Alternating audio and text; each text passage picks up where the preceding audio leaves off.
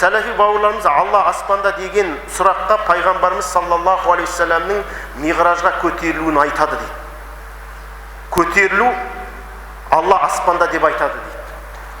Керемет сұрақ және орынды сұрақ. Шынымен де солай. Пайғамбарымыз миғражда қайда кетті дейді? Аспанға кетті дейді. Демек Құдай со жақта дейді.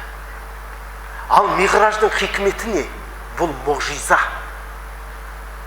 Линурияху мин аятихи дейді. Исра миғраж оқиғасының сыры дейді. Алла өзінің белгілерін көрсету үшін істейді дейді, құдіретін. Мен аспандамын, маған кет деген жоқ.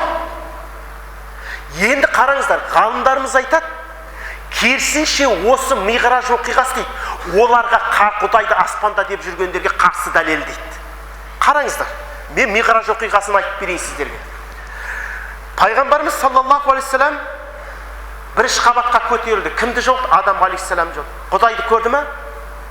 Екінші қабатқа көтерілді. Ыдырыс па біреуіне жолықты. Құдайды көрді ме? Осылай жетінші қабатта Ибрахимді көрді. Құдай бар ма аспанда? Жоқ. Аспан бітті. Демек Құдай аспанда емес. Сөйтіп пайғамбарымыз аршыға көтерілді. Құдайды көрді ме? Жоқ. Демек аршыда да емес. Пайғамбарымыз Сидратул Мұнтағаға көтерілді. Жәннаттағы ағаш деген риуаят бар.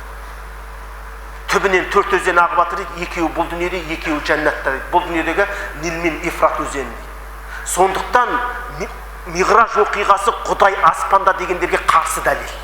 Түсіндіңіздер ме? Сондықтан Алла субханаху мына жақта деп айтылмайды. Онда пайғамбарымыз саллаллаху алейхи вассалам айтты ғой, сендер Құдайға ең жақын жерлерің сәждеде жақынсыңдар деп. Сол жерде дұғаны көбейтіңдер деп. Демек сәжде қылып жатқан адам Құдайға жақын. Егер Құдайды аспанда болған кезде түрегеп тұрған адам жақын болатын еді ғой. Құдай сақтасын. Сондықтан олар бірінші сама деген, суму деген сөзден шығады. Биік. Мына неге біз аспан дедік? Биік болғаннан кейін аспан дедік. Олар айтады, мына жер плоский дейді, олардың көзқарасын жер мынадай тегіс, домалақ емес дейді. Сосын жер қозғалмайды дейді. Мына тікұшақ былай ұшып 10 сағат ұшып тұрып қонса дейді, дәл сол жерге қонады дейді да. Егер жер айналатын болса дейді, вертолет көтерілген кезде жер айналып кету керек еді дейді. Солай айтады. Жер осылай. Себебі неге? Мынау жер домалақ. Мысалы, мына мен көрсетейін. Мынау адам үшін аспан мына жақ. Мына жерде тұрған адам үшін аспан мына жақ. Мына жақтағы адам үшін аспан мына жақ. Мына жерде тұрған адам үшін аспан ана жақ. Әркім өз аспанын көрсетеді.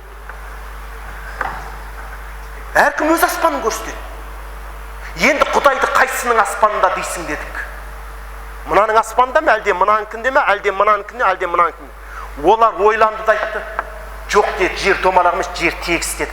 Бәрінің аспаны мына жақ, Құдай мына жақта деді. Міне жерді плоский деудің, тегіс деудің теорияның астында не жатыр? Өздерінің жалған ақидасын қорғау үшін ғана айтып отыр.